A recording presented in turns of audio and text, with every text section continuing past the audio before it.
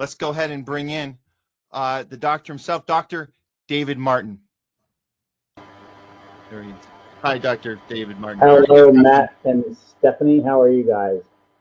Very good. Thank you so much for being here with us today on The Homeless Left. I know our audience has been looking forward to our discussion, and it's just great that it's worked out today. So let's go ahead and dive in right away. I have to say personally, when COVID happened and we all, everybody had to follow the orders and follow the rules and 2 weeks to slow the curve and all that stuff, stay away from your neighbors, stay away from your family, and, lockdown until further notice. There weren't very many voices at all. Nobody speaking up about this. Very, very, very, very few. I'll have to say, like, when I started trying to figure out who was going to talk and say something, because I wanted to have conversations, I was told not to have conversations. You were right there. You were the guy right there with one of the loudest voices, talking about not only we're handling this thing wrong, but there's something a little more diabolical going on. And you provided some historical context. That context as far as how we got to where we were, not just are we doing everything wrong, how did we get to where we were? That part was very important. Too many people did not want to have that conversation. Could you tell us what was that like for you, coming on the scene like that and nobody wanting to hear it? How did you get through that? And can you give us kind of a brief tutorial for anybody who doesn't know that this thing came from a lab, it was on purpose? How were you able to connect the dots on that and communicate this to the public? So, Matt, that's a tough question to answer simply because I didn't have to connect the dots. Since 1998, I have been briefing both law enforcement and intelligence agencies on biological weapons and chemical weapons violations. And in interest of the conversation I knew we were going to have, I brought one of our unclassified briefing documents, which this one happens to be one from 2005, but and you heard the date right, 2005, right? You heard that date? Yes. A lot of people sit there going, well, how'd you figure it out? Well, the great news is when you watch the crime being built and you watch the crime occurring, you don't have to figure anything out. You actually know what it is and you know what's happening. But that'd be fun for you guys to see that on April 25th of 2003, and you got that date right too, the United States Army was awarded a patent on a biological weapons munition that was, and I'll just go ahead and read it to you just so you get a sense of how well protected we are. And remember, we've been told that gain-of-function research was all about, bad guys might do a thing, so we have to find countermeasures. I just want to read this straight out of their patent, which, by the way, was filed several years before. And here's what it says. Projectile in Claim 4, wherein the aerosol composition includes a group of agents, including crowd control agents, biological agents, and chemical agents.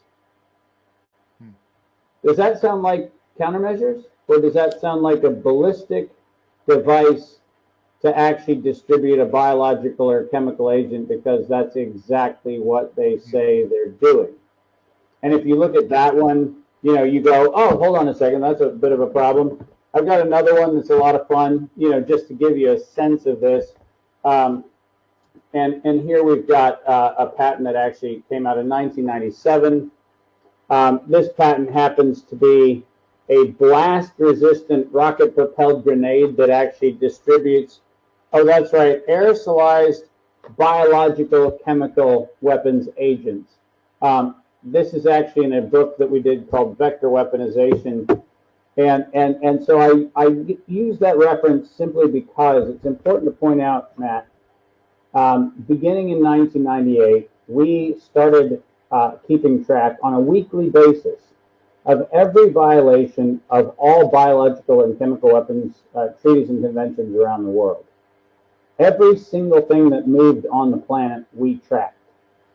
And that includes stuff in defense labs, in kind of universities and laboratory settings and so forth, which is the reason why in 2002, when the University of North Carolina, Chapel Hill filed a patent on an infectious replication defective clone of coronavirus, we were particularly intrigued by that filing because what that particular patent was about was turning what was described as a naturally occurring pathogen, which they had isolated in a description going back to 1966 as their model of what they called coronavirus. But in 2002, University of North Carolina, Chapel Hill filed a patent on what's called the infectious replication defective chimera or clone of coronavirus. And what makes that particularly problematic is that it was actually the advent of the weaponization of that particular genetic material to the point where you could harm or kill a person, target them with a chemical biological weapon. In this case, it's a merger. It's chemistry that is derived from our models of protein, but the weapon itself is a chemical weapon.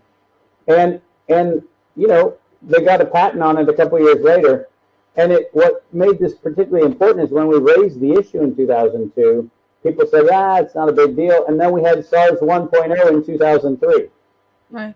We got to remember, SARS did not exist until humans weaponized the model of coronavirus as a weapon system.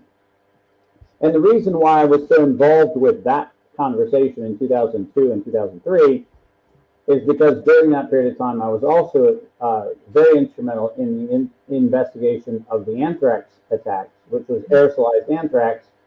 Most people forget that the biggest biological weapons attack in the United States prior to COVID was the anthrax attacks in September of 2001. And you know, I wrote about this in my book, and you know, I've talked about this quite a bit. But I was involved in that research because during that same period of time, I was working on the weaponization of agrochemicals against the humanity and particularly citizens of the United States in the giant $8 billion both tax fraud, federal fraud, and everything else around glyphosate and BT crops, Bacillus thuringiensis toxin crops, which were known to be harmful and deadly as early as 1903. So I didn't have to put any pieces together. I watched this thing happen kind of like you can watch a slow motion train wreck. The tragedy is I actually lost my voice. I didn't get it. I love how many people think that I was discovered during COVID.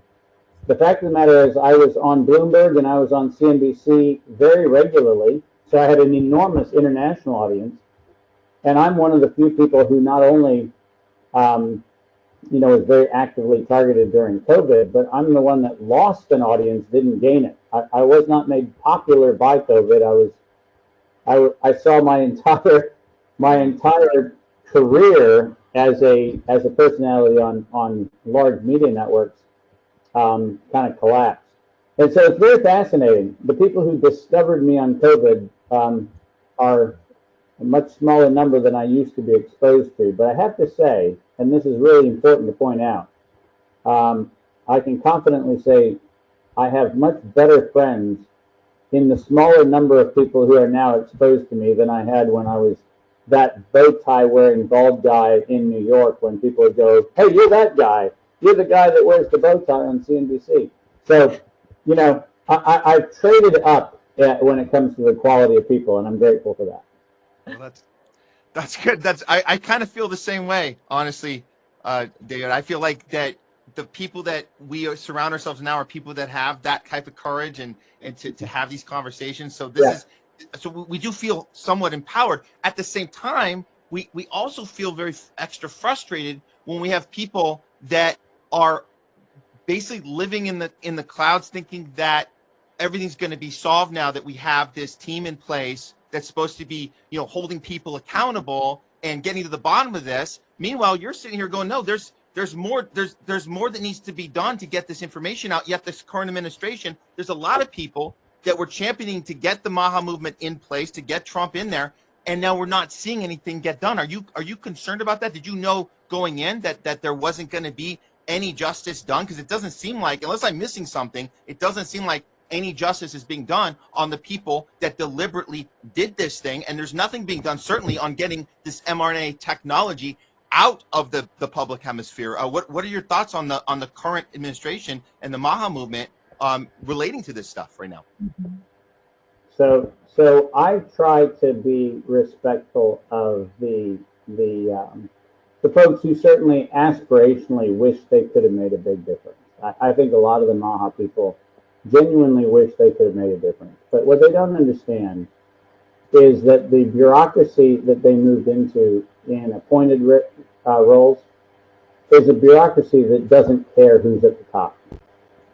The fact of the matter is, as much as he would like to be able to do, I'm sure, a number of things, people like Secretary Kennedy, people like Jay Bhattacharya, people across the FDA and the CDC and other places, unfortunately are swimming against a tide that they grossly, grossly, grossly underestimate, and has nothing to do with them. Remember that going back to the 1600s, biological warfare in one form or another is the agency of the Department of Defense, not the Department of Health. The very first cessation of liberty was reserved for the Navy and the harbor masters in ports all across the East Coast. I did a speech for the IAOMT, and I laid out that the apparatus of what in fact is the only safe and legal exception to liberty in the United States is the capricious declaration of a health emergency. The minute you activate quarantine or you imply that there's a health emergency, none, and when I say none, I don't mean some, I mean none of our constitutionally protected rights have any force, because what we have authorized as a society, we've authorized the Department of Defense to imply that there is an emergency, and when that emergency is declared, and this goes back, by the way, to the late 1600s, so this is not a new problem, it's older than America. The fact of the matter is, health and the whole construct of health has been weaponized against liberty. And we don't have anybody who understands in this current administration how egregious and how deeply rooted that problem is. So when you have people who come along saying, I'm going to change the system, here's the problem. They're going to apply their best efforts on the part of the system that they think they know. Mm-hmm. But I read to you language from 2 patents from the Department of the Army that have rocket-propelled ordinances for dispersal of biological and chemical weapons against civilian populations. I just read it to you right out of their patents. Yeah. And you know, when we look at NIAID, when we look at NIH, when we look at all those things, we have to understand that Anthony Fauci had 2 checkbooks that he was writing at the same time. He was writing checks out of NIH and NIAID, but he had an equal and more expansive biological weapons checkbook in DARPA. And so if you look at the 2005 statement, where Ralph Barrick, who is the architect of the biological weapon that was used to destroy the world in North Carolina, that's where it came from, not China, not some sort of China virus or anything else. When you look at the actual economics, you'll see that in 2005, Ralph Barrick made the statement that coronavirus was, and I'm quoting, a biowarfare enabling technology. Now, once again, does that sound like public health? Does that sound like we're trying to find countermeasures? And the answer is absolutely not. We're calling it biowarfare enabling technology. If we're calling it biowarfare enabling technology, then is it a reach for me to say it's a biological warfare agent? The perpetrators called it that. That's why it's important. Exactly. Yep. And nobody in Maha, and by the way, to this day, even the people who celebrate the hearings and Tulsi Gabbard's looking into, you know, allegedly trying to find the whodunit, and Ron Johnson is celebrated because he has hearings and he does all kinds of things, and Rand Paul says he's doing all kinds of things. Not a single one of them, not one, will put up the October 2014 letter from Anthony Fauci's NIAID to the University of North Carolina, Chapel Hill, telling UNC Chapel Hill to continue its gain-of-function research on the, and I'm quoting, Wuhan Institute of Virology Virus 1. Okay, let's get that really clear in everybody's head.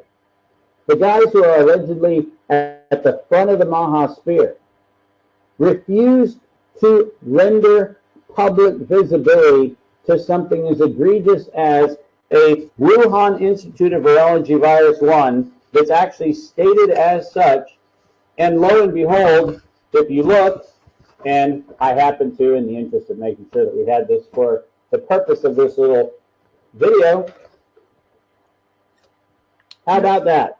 SARS-like WIV1-CoV poised for human emergence. This is from the Proceedings of the National Academy of Sciences. And guys, guess what? This is dated March 14th, 2016. Wow. Wow. Now, here comes the kicker. Bobby Kennedy, Tulsi Gabbard, everybody across the entire apparatus of this administration has this data in front of them, and they're still talking about a China virus. Here comes the worst part about it. When you say Wuhan Institute of Virology virus CoV1 poised for human emergence, that's an announcement of the intent to harm, which then when you get to things like Event 201, when you get to things like the declaration in September of 2019 from the World Health Organization saying that we are going to have an accidental or intentional release of a lethal respiratory pathogen so that the public accepts a vaccine by 2020. Does that sound like it's an accidental whoops, we got something out of a lab, or does it sound like they've told you what they were doing? Right. They told you the agent they were doing it with, and lo and behold, they actually went as far as to tell you when it was going to happen. And all this happened, and then people sit back and go, oh, you're just stringing pearls onto a string of beads. And I'm saying, no, I'm actually reading the account in real time of the biological weapon plan to attack humanity for the purpose of forcing injections into people that they knew were going to be lethal and knew they were going to reduce the population. So it's frustrating to recognize, Matt, that, you know, like I said, I don't doubt the well-meaning intentions of people, but these individuals all have the information I'm sharing, and they are creating the illusion that somehow there's an investigation that needs to be done. There was a racketeering crime that was committed, and that racketeering crime has now included domestic terrorism, and has included the violation of Section 802 of the Patriot Act, which very clearly stipulates you cannot coerce a population using agents of fear or using biological or chemical agents. They violated the Patriot Act. They violated all of the Biological Weapons Acts in Section 18 of the United States Code. This is a criminal conspiracy end to end, and it resulted in the murder of American citizens. And to this day, not a single member of this administration has even investigated the crime, much less prosecuted it. So where do I stand on it? Very clearly. I will not shut up because I don't.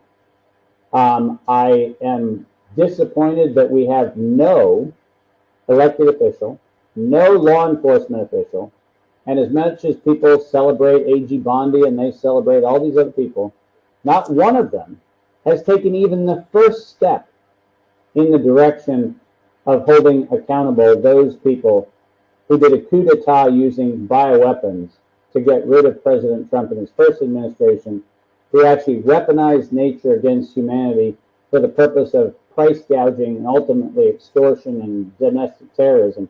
And not one of them is being held accountable. Mm-hmm.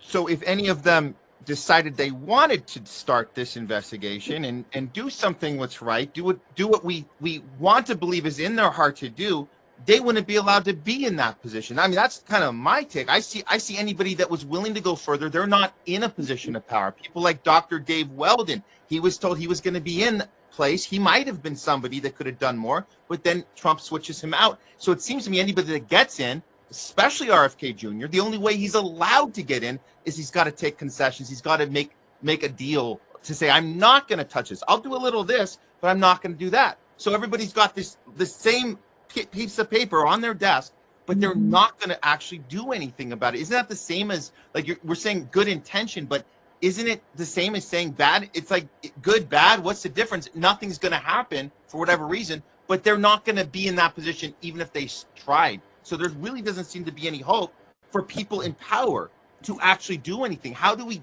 get around that if we're only can do something by not being in power then we're just gonna have to stay on the fringe here and keep shouting at the top of our lungs. How can we get any policy actually done if no one's actually allowed to do anything?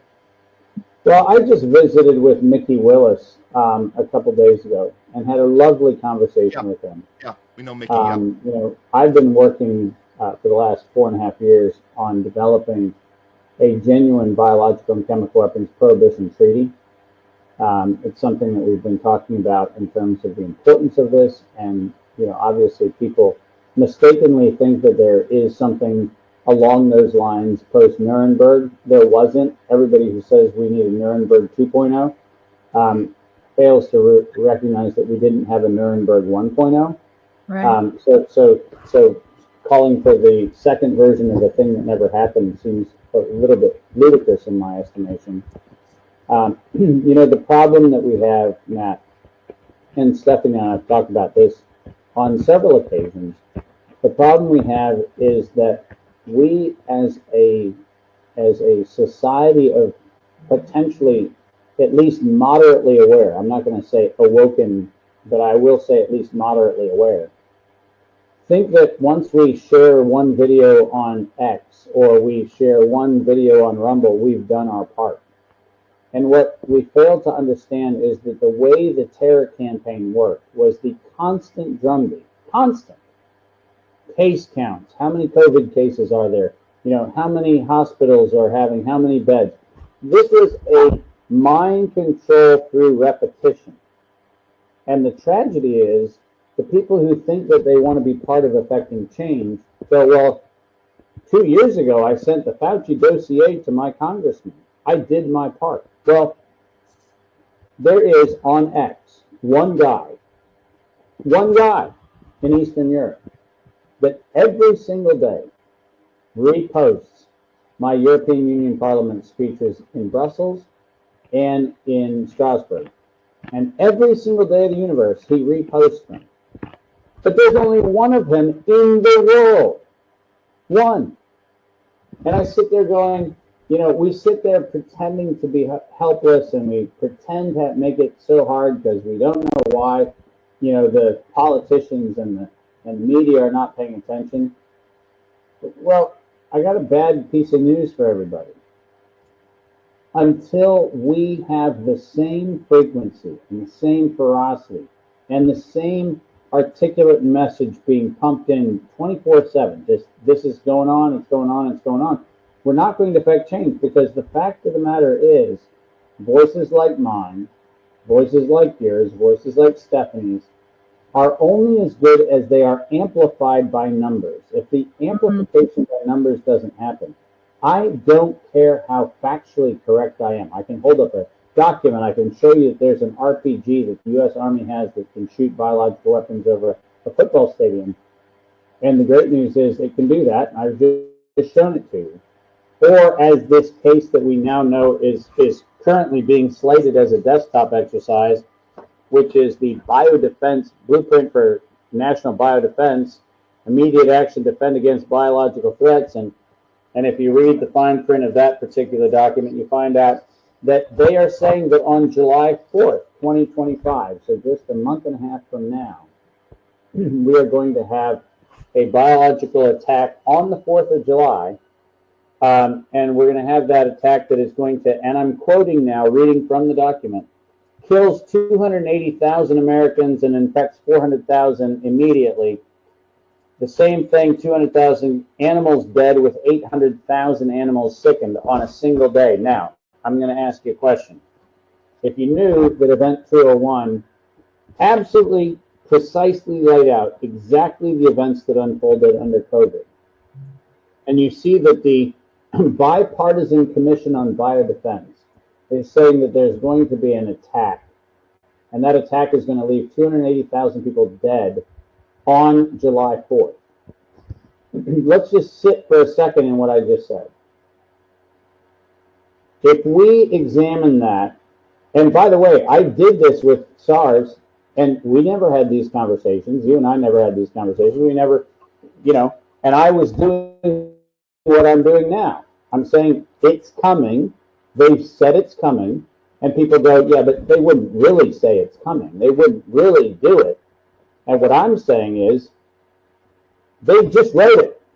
Now, how on earth would you get a single attack on July 4th, 2025? How would you get a single attack that would actually harm 280,000 people dead, another 800,000 or whatever else, and you get animals at the same time? And the great news is, I happen to also have here a very interesting document.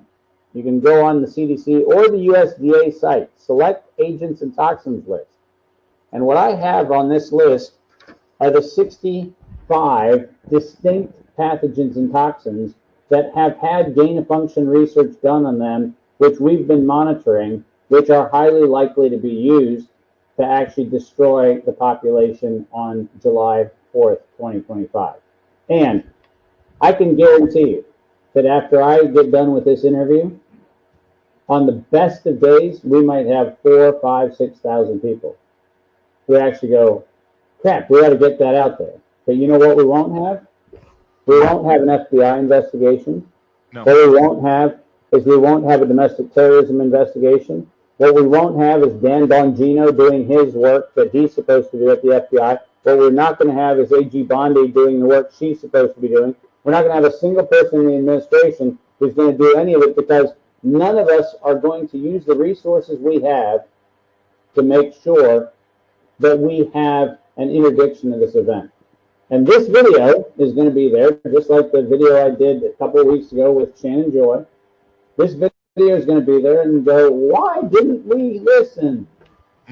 People, the only way we stop this thing is to get ahead of it. The only way to get ahead of it is to share the heck out of what I'm just saying. Because if enough people say it, we would not have the reprise of what we had with COVID.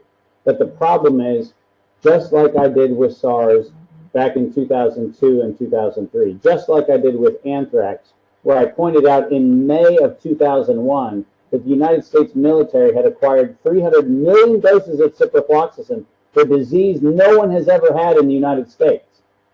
We had 300 million doses of ciprofloxacin ordered in May for an event that happened in September. These are not speculations. I'm literally reading off the page. And people sit back and go, well, they certainly wouldn't be doing that. Well, I don't know.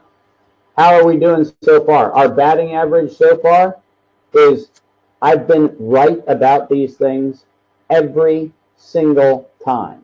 Yeah. The only intervention we can do is to actually make sure we get ahead of the story so it becomes difficult for the story to be plausible, as though it's a lab leak or an accident. Because it turns out that if I'm telling you about it on May the 29th, 2025, and it happens on July the 4th, 2025, just like I did when I told people that there was going to be an earthquake or a major seismic event in the summer of 2011, in a book that I published 6 weeks before the event. Did you hear that? A book I published 6 weeks before the event that's in my book. It turns out that if you don't get the message proliferated, the facts aren't going to help. Yeah. Can we walk this through? Oh, go ahead, Steph. Sorry. Well, I have an unbelievable list of questions, of course. And one of the big questions that I have, and this actually came up on the Shannon Joy podcast, which was remarkable, and it really opened my eyes and sort of terrified me a little bit, because you don't mess around. You're not looking for clicks. I know personally you don't do any marketing because you work in the abundance of attracting. And my big question is, how was the anthrax situation, I don't want to say thwarted, but how did anthrax sort of die out when it looked like it was going to be executed or disseminated among hundreds of thousands or hundreds of millions even of people? Because within a couple days of the first envelopes going out to media and a few members of Congress, I was in Chuck Schumer's office showing that we had all the data of where it came from. And by being there, they knew they were had before they started. Mm-hmm. Yeah. And that's really what I'm saying. What I'm saying is, I'm not saying you can stop an adverse event, right? Because I'm not saying I can ever get ahead of it. But if we socialize the fact of the event, if we socialize the plan, if we get conversations going around the plan, we can mediate the scale and sometimes mitigate the entire event horizon by making sure it can't be done in secret. Remember that the critical thing is evil thrives in the dark. It does not thrive in the light. Yeah. So for people who are sitting there going, well, how does Dave Martin wake up every day when he knows all this stuff is going on? The answer is, I shine light on it. That's what I do. And I'm going to do my best to shine light on. I would love to know that July 4th, 2025 happens and nothing happens. Because if nothing happens, something did happen. Right. That's the most important thing. If nothing happens, something did happen. And what did happen is we, the people, got ahead of the plans of the nefarious schemers who set out to murder 280,000 people and 200,000 animals and whatever else. That would be a success. Like, the bomb that never goes off is the best bomb you can ever have. That is the best bomb. Exactly. And so, my view is simple. My view is that, and by the way, I talked about this with the Shannon Joy thing. I broke this story of this particular terrorism campaign on her show. Uh-huh. On the same day, you could have 100,000 people or 100 million people think that some sort of stupid video game was more interesting, or they could think some cat doing a crazy dance on social media was more interesting. And I'm talking about the murder of 250,000 people, and there's 5,000 people who think that's worth talking about or sharing. Okay. Yeah. And so the issue that we're pointing at is that there's so many people who think that somebody else will do it, right? One of our biggest problems is we're waiting for saviors. Yes. And we fail to understand we are being called on to take action. That is the salvation. The salvation is working it out. Even the Bible says, work out your salvation daily. It doesn't say, okay, just say yes once and then, go on and do whatever you were doing. It's a daily exercise. And what I encourage people to do is daily share this content, get it to different people. Talk to you, the same person who hit you up for a political donation. Tell them that you won't write another check until they do something with it. Like, use the tools you have to increase and amplify the message. That's the critical piece.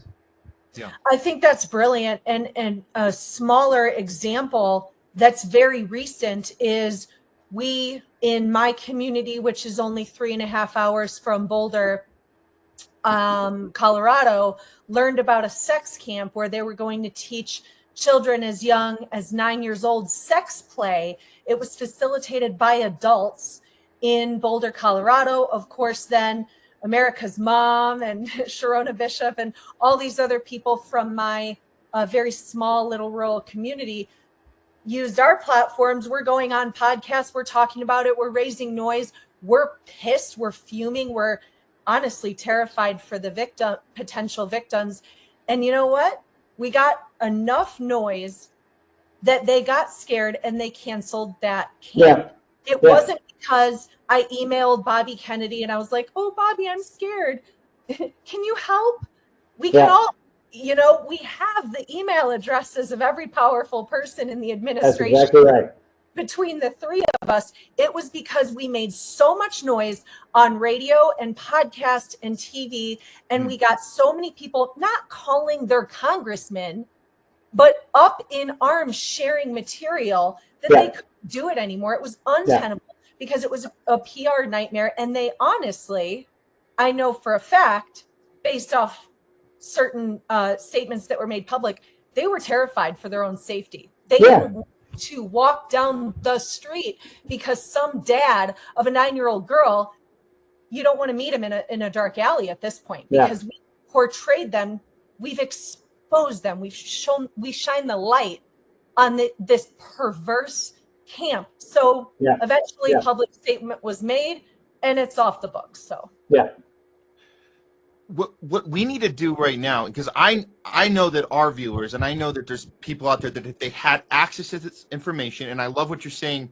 Dr. Martin, about sharing this out as much as possible. We need to equip them with the best, most concise, the talking points for this that are absolutely on point here, which are in this pamphlet that we have. Thank God we have our hands on it. It was hard to get it there for a second, and I know Stephanie had to look for it and find it because it seemed like it was being kind of erased from certain places they've been trying to take it offline ever since I did my Shannon Joe show. Yep. So noticed. So we're not being paranoid. They actually are trying to get rid of this thing. It was quite a find. So Stephanie did finally find it, and we got it. So the one you just held up earlier, I just think it's important our viewers see this. So I'm going to just bring this up. So this is the blueprint. This is it. This is from April 2024. You spoke about the setting the date for this thing. I want to go to the page that has that date. I'm just going to scroll down here. The July 4th warning of when this is going to go down. So I want to be able to tell people, like, this is how they do this. We have event 201 to show us the original blueprint of how they plan something out, and they set a stage for it. So and remember, if you go through the list of names, go ahead and pull down. What you're doing is great, and just pull down a little further, and what you'll see is at the first page they have this scenario, which is, there you go, right there, 280,000. So July 4th, 2025, bioterrorist attacks of July 4th, 2025. They say they're not going to know who did it. They're not going to know any of those things. But guess what? Here's the tiny little problem. If you go up to the list of names and you go through the list of names who are the scientific advisors on this particular event scenario, we actually know who the weapon maker is. Yeah. He's outed in this document. And so right there, if you go down through the list of the ex officio members, what you find out is the ex officio members, several of them are veterinarians and bioweapons BSL lab runners who are actually working on equine encephalitis. They're working on all sorts of other weaponized systems.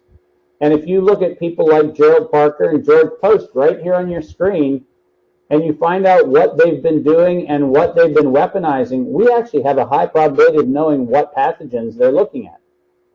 And so, and given the fact that they said it's going to be a combined human and veterinarian event, right there, the ex officio members, Gerald Parker, George Post, if you go through that whole list of ex officio members, we actually have all kinds of potential liabilities. We have Nipah virus being suggested. We have a bunch of other things that are in this. And if you read the research they've had funded, we know that the encephalitis risk is high. We know that the Nipah risk is high. We know that hemorrhagic fevers are high. And this is stuff that we don't even have to guess. This is just like Event 201, right? They use the coronavirus image in Event 201, and people go, how did they guess it was going to be coronavirus? Well, they didn't guess. It was their scenario. They laid it out. So Matt, what you're doing is priceless, right? It's priceless. The fact that somebody can put into writing the bioterrorist attacks of July 4th, 2025, which is a date in the future where they say 280,000 Americans, 400,000 infected, 200,000 animals, 800,000 sickened, dead on a day. Like, I'm sorry, but if you're not paying attention, you're just asleep. Dr. David, why do they give us these details? Because with Event 201, the details were remarkably similar. There were so many parallels with what Well, actually yeah, happened. I mean, it was produced, and Stephanie, if you go on and actually look at the live TV coverage, you see that the live TV coverage, N95 masks, social distancing, misinformation, all this stuff is laid out in Event 201. It was not anticipating anything. It was a choreographed script that Right. was just the first release of what ultimately became the global act. So, Why so would we you're help exactly right. The details are to emasculate the population. Let's get really clear. it? If this document is out there and we're having this conversation and they pull it off, you know what's going to happen? The vast majority of people are going to say, even David Martin, even Stephanie, even Matt Weinglass can't stop it, right? It's a way to psychologically disengage the population, and they've been doing it for a long time. Go back to 1903 when we knew that Bacillus thuringiensis toxin was going to create horrible problems in the gastrointestinal system. And ask yourself, why did the United States decide in the 1950s to say Bacillus thuringiensis toxin was, quote, safe and effective for food products? We knew it was going to kill the gut. We knew that it was going to create irritable bowel syndrome. We knew it was going to create leaky gut syndrome. We knew it was going to inflame Crohn's disease. We knew all those things. Why is it that we went ahead with that when 50 years of data said it was lethal? Why is it that when we had remdesivir introduced as the COVID protocol, and we knew that the World Health Organization in 2018 declared that it was so lethal, 53% mortality from the use of remdesivir, why is it that we let that become a hospital protocol? And the whole answer is they put the information out. They're telling us they are going to kill you. Literally. They're telling us they're going to kill you. And then what happens is we're supposed to feel hopeless because all of our voices aren't heard. There isn't anybody that takes action. And let's face it, Bobby Kennedy, for all of the merit of his probably best intentions, has done more to fracture the health movement by being what appears to be equivocating on things like the vaccine schedule, on things like mRNA, on things like all of these other variables. Mm-hmm. And the problem is what now we have, truly now inside of what we call MAHA, is infighting. Is he really good? Is he really bad? Is he really this? Is he really that? Well, think about how stupid that question even is. Right? Matt asked the right question. Is it going to be effective? The answer is no, it's not effective because we're still not having the right conversations. Right. Yeah. And so that was calling out some inconsistencies with Bobby's campaign like 2 or 3 years ago. We got in a lot of fights about it because at the time I had stars in my eyes and I was a little more Pollyanna, and maybe personally because he had endorsed a bunch of our books, I was like, I had a lot of hope and a lot of faith. But Matt, you've really been ahead of that game, and I appreciate you for that. Yes, and we learned from our experience, and I appreciate that you say that. The thing is, like, we wanted to believe in Kennedy, but we never did the hero worshiping on our end because we've been through that with Bernie. So from the homeless left perspective, just so you understand, Dr. Martin, where we're coming from, and our audience is that we've been fooled once, fooled twice. We're not going to fall for it again. Even when RFK Jr. stood up against the Democratic Party and said, "I'm going to go independent," he even told us, "I'm going to do the thing that Bernie was too cowardly to do. I'm going to leave the party and go on my own." We were like, "That's great. You're right. He didn't do that." But we were skeptically watching, going, "Okay, but what is actually but we watched very intently, and then we saw some inconsistencies and we saw some stuff going on that reminded us of the sheep herding technique. There's a sheep herding technique in place to get us to use our emotions against us. That's how it works. So here we are, and I like having this conversation right now because it's not about drumming up fear. It's not about using emotions against people. It's about saying, let's step back and look at the facts. Let's step back and look at how things function and how the things are not doing at the time they should be doing it, not wait till later.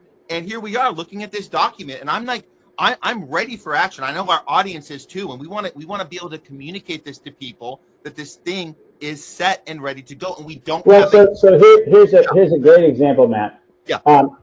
where is the Maha conversation with Pete Hegseth to say that we should get rid of section 25, section 23 in the Code of Federal Regulations, sections 50.20 to 23, which actually lay out the fact that the commander-in-chief can suspend informed consent for military forced participation in clinical trials. Where's that? Where is the outrage among women? Where is the outrage among women that says that breast cancer vaccine clinical trials in Texas? Did you hear what I just said? Breast cancer vaccine clinical trials are being administered to enlisted women. When we allowed women to become allegedly equal rights in the military, we started a series of clinical trials on breast cancer vaccines, which are harming and killing women in our armed forces. And does anybody in Maha talk about that? Not a peep. Wow. Where are we with Pete Hegseth in terms of the pre-enlist and enlisted schedule of what is injected into armed services members on the day they show up at basic training? Where's that conversation? Oh, that's right, nowhere. Where's the conversation about what really happened with Gulf War syndrome? We got close, by the way. If you go back and look at the history of it, we got close to people understanding that the anthrax vaccination may have been hugely, if not entirely, responsible for a lot of what we call Gulf War syndrome, that wound up incapacitating and killing our men and women in armed services. And where's that conversation? Oh, that's right, nowhere. Here's the problem. The problem is that we as a society have fallen for the trap that Kennedy is the person we should be talking to. Yeah. Right. No one is talking to Pete Hegseth. No one is talking to DARPA's leadership. Nobody's talking to the people who are actually promulgating the biological weapons campaigns against our enlisted men and women. And we're pretending like maybe a CHD come Health and Human Services Secretary is somehow going to be the savior. Guys, the longest running emergency use authorization that is going on right now as we speak, is for the opioid addiction. Do you realize that for over a decade, I've tried to get people to pay attention to the fact that Purdue Pharmaceuticals and the Sackler family patented non-addictive formulas of opioids so that they could not be produced. Do you hear what I just said? Yes. Yes. They patented the non-addictive formula and prohibited anybody from making them so that the only opioids on the market were addictive. And how many people in the Maha movement have even commented on that? And the answer is one, you're talking to them. No one in Maha has cared about the fact that we lose tens of thousands of people to drug addiction and suicide on something that an industry member patented and not a person in Maha is talking about it. Here's where I get on a soapbox, and I'm apologizing. I'm a little passionate about this. But I'm sick and tired of having people pretend like somehow they've awakened to the corruption. Because until you understand that what I just laid out should be a chorus of angels singing from every corner of heaven, and it's still a lone voice in the wilderness. Mm-hmm. Right. This is obviously this is the conversation we need more people to be having. And when I look at this document, I'm understand. I want the viewers to understand this too, that they have the verbiage down pat. They have it ready to go. So people and I'm not, look, I'm just going to, there's some names of people in the Maha movement that, once this fear gets out, they're going to say, well, yeah, we have a fight to do, but we need to follow instructions. And people we know they're going to do it. I'm going to predict Brett Weinstein's going to tell us, listen, COVID was bad, but this is worse. So we need to follow instructions and then we'll figure it out later. Like you're going to wait too long to tell people that this is not okay. Now we need to do this now, not tiptoe around stuff and wait until it's convenient, well, maybe we got that wrong. We need to do it now. So my question to you, Dr. David Martin, what other people in your hemisphere are you aligning with that have this right? Besides, I know you've been the first of your kind. You've been the loudest in a lot of regards. But are there other people we can count on right now that have shown consistency, have shown they had that moral compass throughout and that courage throughout, who can we go to right now No, besides us and our Matt, viewers? here's the thing. It's a beautiful question. I got written off of all of the speaking circuit. You know, I don't care who it was, you know, the famous COVID speaking circuit, because I said that I was unwilling to use the term vaccination when it was applied to the stock.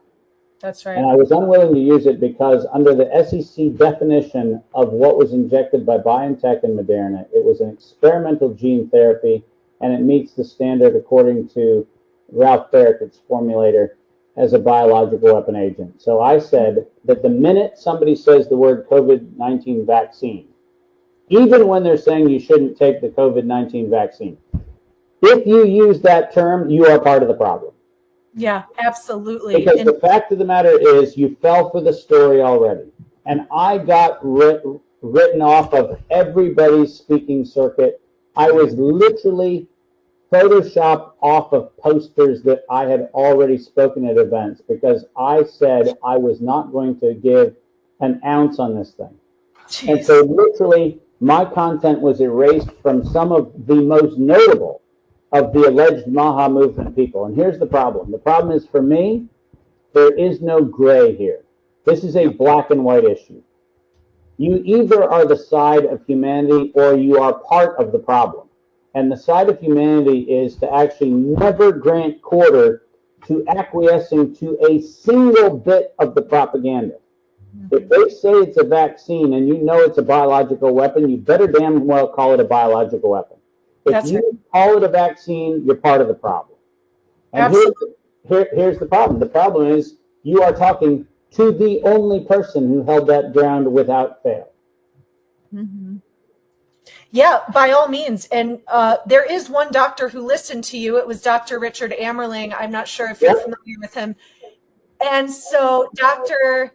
Ammerling called me and had me edit every single book that was in our publishing company Q, and we changed the language to experimental gene therapy because he heard you. I think I know the event where he heard it, which I don't know if I should say it, but he heard you on one of the tours, and then he called me and said, every single book, I need you to change it. Do not use the word vaccine. And so now in the beginning of every book, I actually have a disclaimer. We're not calling it a vaccine because it's not. We're calling it experimental gene therapy. And see, Stephanie, that's the whole point. The point is, listen, I've been doing bioweapons inspections, guys. I've been doing them since 1998. My first trip to the anthrax weapons lab at the Armed Forces Institute of Pathology was in 1997. Wow. So I've been in that game for a long time. In 2005, I was the first diplomatic visa into Iran, looking at the bioengineering and bioweapons programs of the rest of the world. I've been doing this for a long, long time. And I'm not asking anybody to have my experience. But what I am doing is saying that if we think that somehow or another we can go, well, that's just not really an issue we should take up, because that's too extreme. If you call it a biological weapon, people will be less interested in your conversation. Well, guess what? I didn't call it a bioweapons. Ralph Baric in 2005 said synthetic coronavirus was biowarfare enabling technology. In 2016, he said the Wuhan Institute of Virology virus was poised for human emergence. I'm not saying it. I'm telling you that the criminals admitted to it. And we're sitting at a bank robbery debating on the merits of the guy with a mask holding a bag with a blue dye exploding, going, I wonder if he's a robber, or I wonder if he's just interested in reappropriating money. Maybe he's Robin Hood. Give me a freaking break. He's got a gun. He's got a bag of money. He's got a mask on. There's a blue dye that exploded. He's a bank robber. And if I call him a bank robber, I'm the problem? Right. Yeah. Maybe he's playing 5D chess and he really has all of our backs too. There's that one. I had to throw in the 5D chess. No, I know. That's what we give excuses to things because we want the best, and people mean well when they live in that realm. I did bring up Brett Reinstein. The reason I did is because we had a doctor. She's going to be on our show. I don't know if you know Dr. Mary Taylor Bowden. Yes, I'm very, very, very enthusiastic about her and what she's doing. I think she's brilliant. She's an amazing person, and I have a huge amount of respect for her. So I got to point this out because she was at a Mickey Willis event with the Follow the Silence, Yep. which they premiered here at the DGA here in Hollywood, and we were able to be there and see.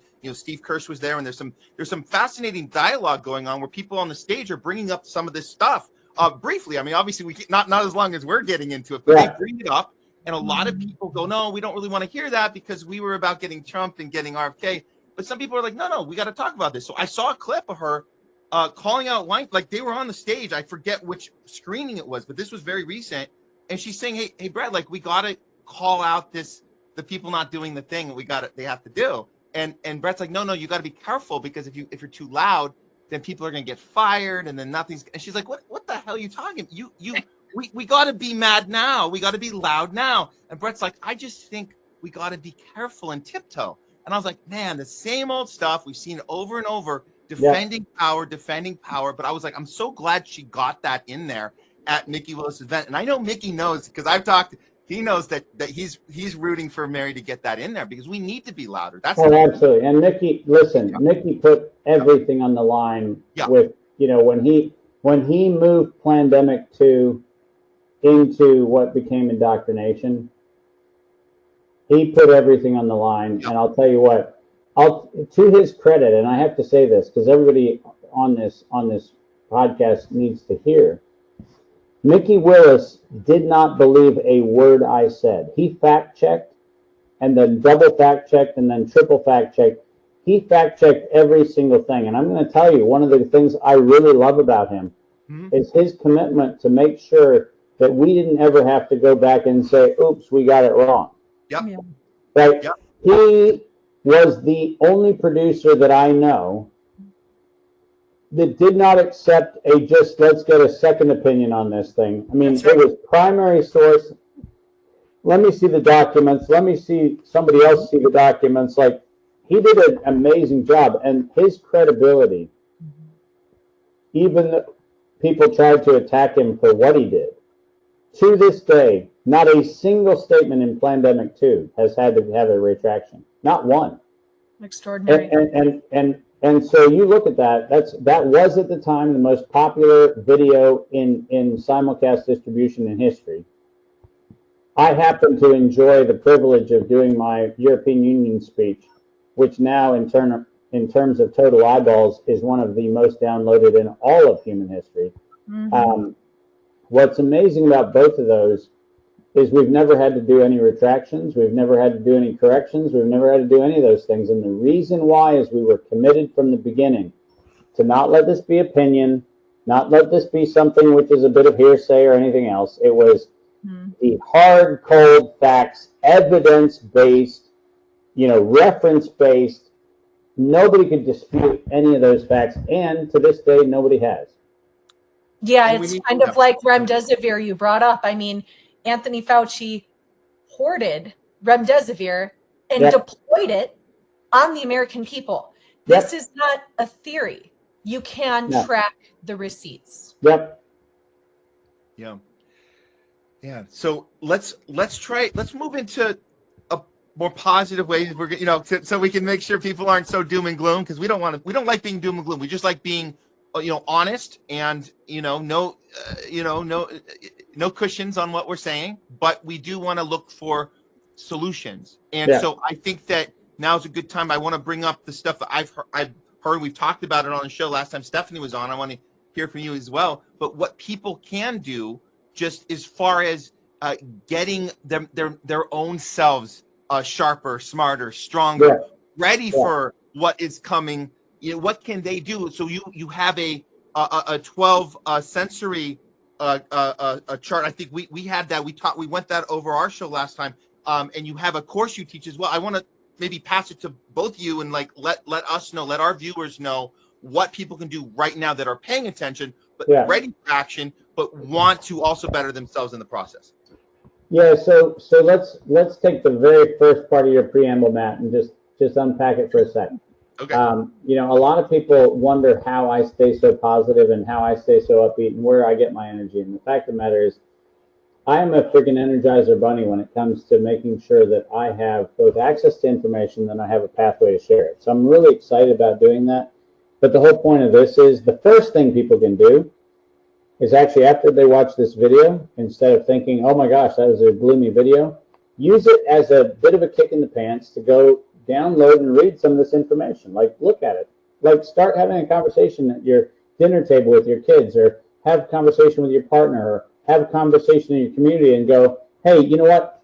I heard this. I've done my own depth of research and I've come to this outcome, right? The first thing we have to do is empower ourselves to trust our ability to get to ground truth. And that's a really important thing. And so I just want to make sure we don't lose, none of this is negative, right? We aren't at July 4th, 2025. And if enough people try to download that document, every time you try to download it, guess what? It goes down in risk of happening by virtue of its visibility. So freaking go after it. Do it. Like, make a difference. I've thwarted a ton of things that were horrible event horizons by virtue of calling attention to them before they happen. So the good news is I know it works, so go do that. But the second thing to your point is, I realized a long time ago that there was something about me and how I see the world, or how I perceive the world, that is not consensus. And this is an awareness I've had for a long time, so it's not recent. I've had that basically my whole life. I've known that I kind of see the world through a different lens.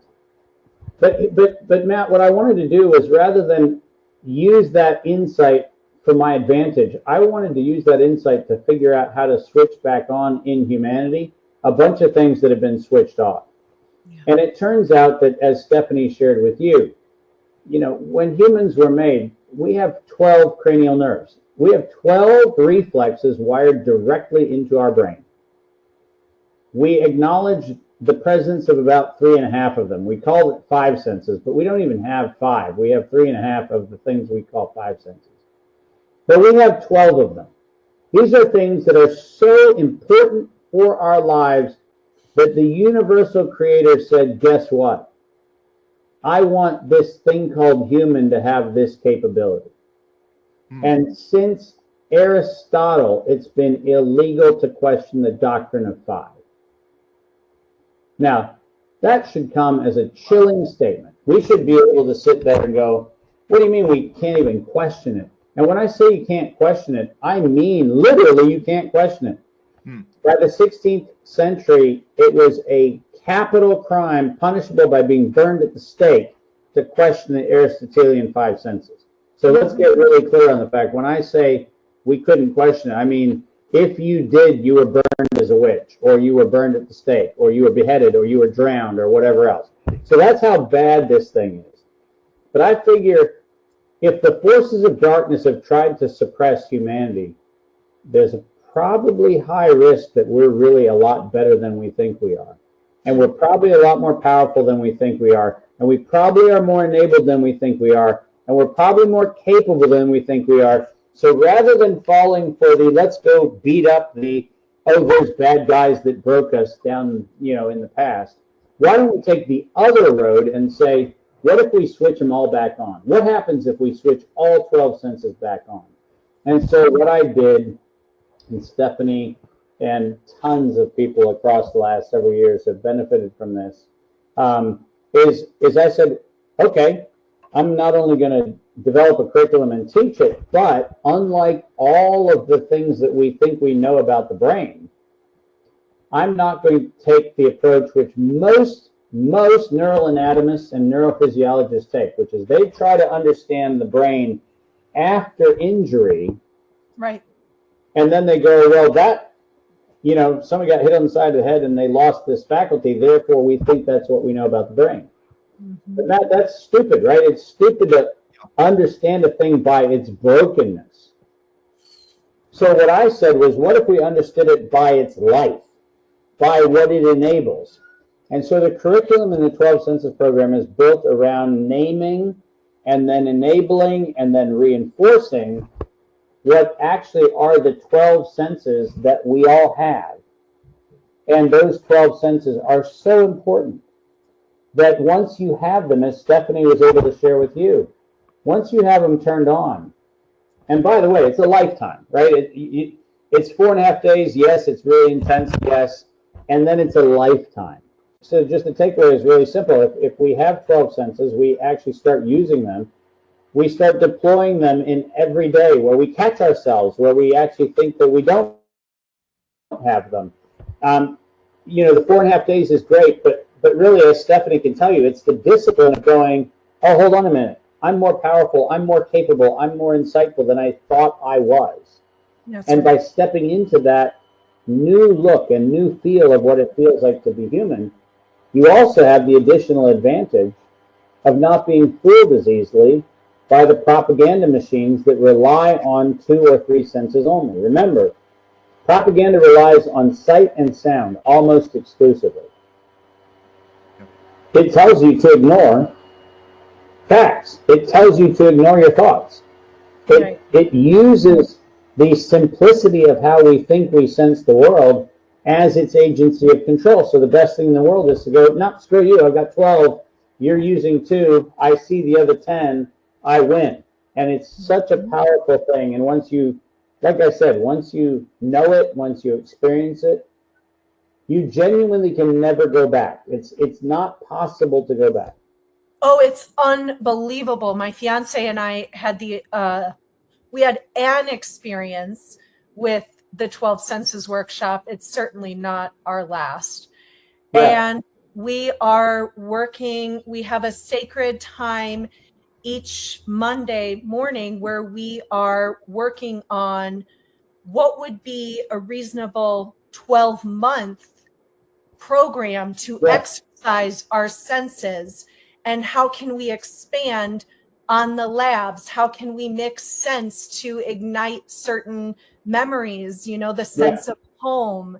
And Yeah. so we went and bought all these oils, and we're seeing how they feel based on really tough situations in our lives, and how we can anchor and get into power with our senses. And Yeah. my favorite description that I've heard you use about 12 senses comes from your experience living in Papua New Guinea and working with other what we call indigenous cultures. And I love this phrase that you used. You said, I don't call them indigenous cultures, I call them people of resilience. A light bulb clicked in that moment for me, because after what I went through in the court system, facing jail with my legal battle against the experimental gene therapy, and you know, it was obviously very, very, very powerful for the publishing company and brand and whatever. But it was fucking horrible time in my life. Yeah. And what I wanted to was to be more resilient when the jabs were coming in. Yep. And threats were coming in, the motions were being filed, and the depositions and the everything else. And so that for me was the light bulb moment, is this can train me to be more resilient. Yep. And of course, in the workshop, you use these incredible examples. Mao was one of them, of resilient people that are much more significant heroes than, for instance, people in politics. Absolutely right. You know, I've often said that we tell stories because we like the patriarchal and misogynistic view of certain ones of our heroes. But I'll give you a very simple question. Was Alexander the Great, or was it the case that Bucephalus, his horse, was the great, and Alexander was his sensory rider? Now, the reason I ask the question is because history already answers it. The horse was the great one. Alexander was capable of using this unbelievably courageous animal to do what appeared to be superhuman feats. But if you go back to look at the story of even their first interaction, you find out that it was the horse that was great. Alexander realized that to be effective, he needed to become the man capable of riding the great horse, not the other way around. Okay? We should have the term Bucephalus the Great and Alexander was his rider. Because if we were going to tell the historical account correctly, that's the right account. It was an amazing incarnation of an animal that had no capacity for fear, had precision, had intuition, had the capacity to move in a battlefield with animals that it had never seen or never knew how to see, like tigers and lions and bears and everything, right? No kidding. I mean, it's like Wizard of Oz kind of stuff. But here's the thing. We're so addicted to telling the hero epic masculine story, but we miss that Alexander was only great because he understood the union and the interface between two living organisms, and it was really Bucephalus who was the great, and Alexander was his rider. Now, what's the implication of that? If we understand that we each are the riders on the sense of universal energy that we're in, to Stephanie's point, the minute we recognize our job is to figure out how to stay on top of the wave, or how to ride the horse, or how to ride the storm. That's our job. Our job isn't to be the storm. It's to master riding the storm. It's not to be the wave. It's to master riding the wave. And what we do is we start dancing with that. Yeah. We then recognize that the 12 senses are our ability to choreograph our own actions, our own thoughts, our own lived experience with the system as it's moving. So is Dave Martin the great? Of course not. You know, ask anybody. Ask the people who know me. Ask the people who love me the most. My wife, who would be more than happy to go, you know what, there's stuff that he's still working on. There's edges he's still refining. But what makes me great, and truly what makes me great, is not David Martin the great. It's David Martin that capable of sensing and perceiving and discerning the energies in a system. It's that David Martin, not that is the ego identification of who I am, but it's the mastery of my powers of perception, the mastery of my powers of intuition, the mastery of my powers of enunciation. These are the things that are what make me who I am. And so it is, you know, to use a phrase that I know Peter Crone has made popular, and I love his terminology about being an ego assassin. You know, what a great term. Get rid of the identification of here's the meritorious service award I have. Get rid of that and go, what are the skills, what are the perceptions, what are the tools that I can deploy so that my greatness is not coming from an ego space, but my greatness is coming from a perception and a discernment space that says, how do I show up fully human to take advantage of all of the abundant resources of the universe so that we can actually work together? Yeah. Wow. I love the way you put that together for us, Dr. Martin. It's necessary right now for us because we're surrounded by so much information. We want to apply that information. We want to, you know, continue to like get it out to people and have these conversations. But if we don't apply that, like kind of, it's a very humbling thing what you're talking about, because you're saying it's not me having knowledge makes me superior. It's saying I'm humbled to have access to this. Now let me be human in the way I present it and move forward. Exactly. So that's just as important as the information itself, if not more important. Yeah, and I would say, Matt, I would say it's actually probably more important. I've said many times, I have never met a fact ever that overwhelmed the belief. Ever. I've never met a fact that overwhelmed the belief, but I've met a lot of people who in their humanity were capable of shifting beliefs.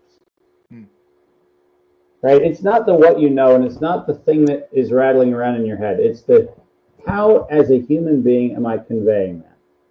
And I seriously, and people who know me know this, I give Kim a lot of credit for changing the man who shows up to deliver the message.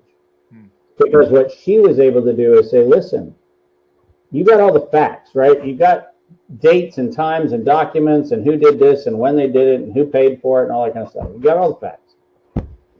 But until you as a human, as a man, show up in the full integrity of the same person you are on stage, the same person you are on the podcast, the same person you are everywhere else, needs to also be the man who shows up at home. needs to be the husband, needs to be the father, needs to be the whole thing has to work together, because like I said, all the facts in the world are worthless if the mode of delivery is out of coherence. Yeah.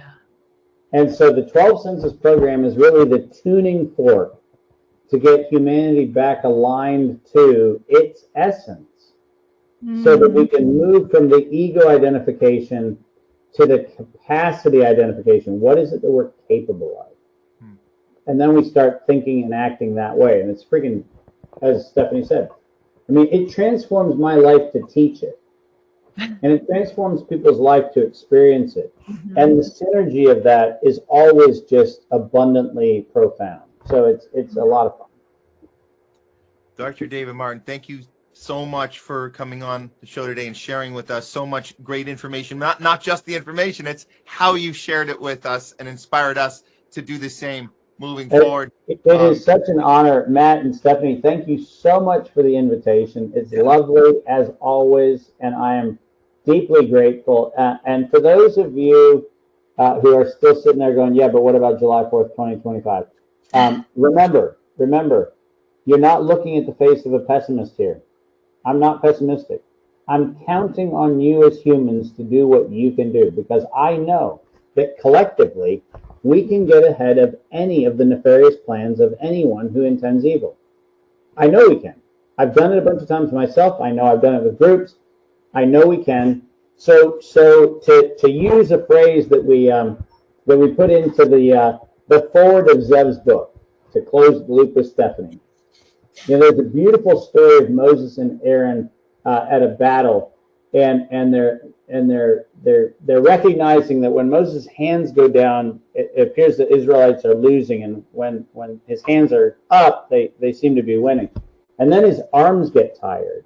And then Aaron realizes, oh, what we need to do is we need to hold up his hands. We need to hold up Moses' hands so that we prevail against the Amalekites. You know what's beautiful about that story is none of us are ever going to take credit for this win alone. It cannot be ours alone. It will only be when we hold up the arms of those who might be tired, might be failing, might be whatever else. Just hold up their arms. Because as long as we keep supporting each other, we will prevail. And so it's nothing but good, nothing but positive, and now you all have something to do, which is even better. We do, and we'll get our troops on the ground and get the national blueprint for biodefense. We're going to get it out to people. The link's going to be in the bio here. Not to mention, we're going to get the segments out, clips this thing out. We got some work to do. We're getting on it. But thank you so much, Dr. David Martin, again for being with us. And we want to hope to continue the conversation into the future.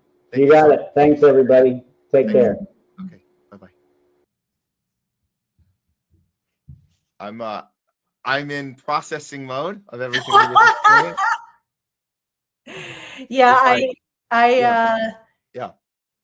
I think the only thing that I would add is, you know, I'm traveling to Chicago on July 4th, and I've been reluctant. I decided to drive instead of take a plane from Aspen to Chicago. But ultimately, I think if we want to look at a parallel between 12 senses and just the very, very basic introduction that the audience has had and the July 4th potential event, you know, really exercising your sense of intuition and really understanding and having that balance in your own internal makeup, energy, source, grounding, all of that is it goes very, very far. It goes farther than gas masks probably when it comes to a scary event like this, is just knowing how to get out of harm's way too. Yeah. So again, people are going to have an opportunity to look at this thing closer. We'll have it available. It almost disappeared on us, but we found it. So guys, this will be in the link. This is it's a pretty big deal. There's 173 pages here, but it clearly goes through what the plan is, and the language is man, it really strikes a chord because it talks in future past tense, as if it's being told to us in the future. Here's what happened on July 4th. Here is how people responded.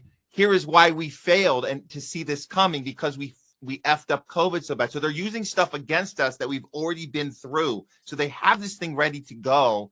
And I feel like we didn't get as deep onto this part, but I'm just, as far as my speculation of how they could possibly pull something like this off, it's because they are using stuff against us that we've already been through. They're using language like the terrorists did this to us, and it's similar to 9/11. Oh, the thing that we missed because we didn't know they were going to fly the planes into the buildings, and we just weren't paying attention. Oh, we got to do better. So it's almost in the language. It's like taking responsibility for, we just have to get our act together better, guys, or we would have. You're right. We need better surveillance, et cetera. Exactly. Yeah. We need to take more rights away. We need to be more creating this enemy overseas, because the enemy's not here. No, God, it's not here. Someone else is trying to kill us for our freedom. That's what's going on here. So it's the same stuff we've seen over and over again. But that's how they could get away with this if they were to. But we can fight back.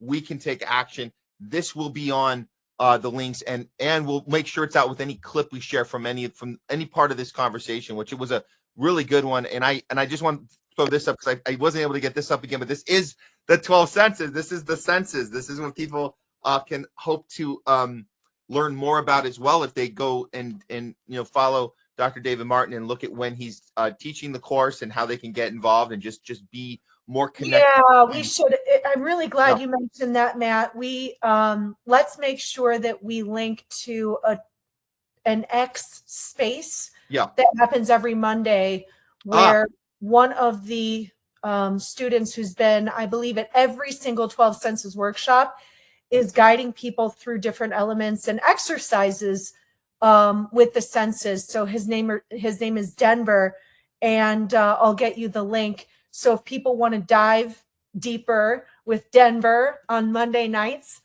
I highly recommend it. I know David's gone and shown up on the spaces. He might show up every week. And then and then Frank is on there, I think, pretty regularly as well. Yeah. Great. Yeah. Well, this is good. And we're going to continue to do the work. I told him, I said, Dr. Martin, we're going to be boots on the ground on this for sure. We've got 30 days. I mean, we just have to share this with everybody. There's no politician that's going to save us. We need people to expose it to such to such an extent that that like David said, the darkness cannot hide. So let's get it out of darkness. Let's bring it to light. Let's get 100,000 people talking about it. Yeah. Clock starts now. We've got 30 days. We got 30 days. Let's do it.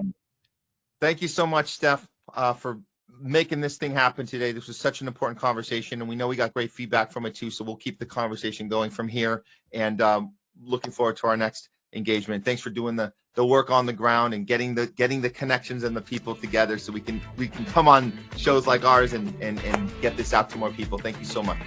Thank you, Matt, for everything you do.